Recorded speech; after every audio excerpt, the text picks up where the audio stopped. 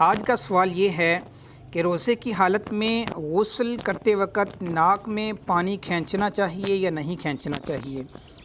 دیکھیں کہ غسل میں ناک کے دونوں نتنوں میں تمام نرم حصے کو دھونا فرض ہے، جبکہ اس میں مبالغہ کرنا یعنی پانی کو سانس کے ذریعے کھینچ کر ناک کے نرم حصے سے اوپر ناک کی جڑ تک پہنچانا مسنون ہے، یعنی کہ سنت ہے۔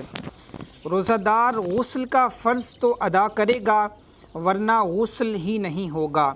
اگر روزہ دار جو فرض ہے اس کو پورا نہیں کرے گا تو غسل نہیں ہوگا، لیکن مبالغہ نہیں کرے گا کہ روزہ دار کے لیے کلی اور ناک میں پانی چڑھانے میں مبالغہ کرنا مکروہ ہے اور اس سے روزہ ٹوٹ بھی سکتا ہے۔ آپ لوگوں نے روزے کی حالت میں پانی کو اوپر کھینچ کر نہیں چڑھانا، بلکہ آپ لوگوں نے جسٹ آپ کے ناک کے جو نتنے ہیں نرم ہڈی تک پانی چڑھانا ہے۔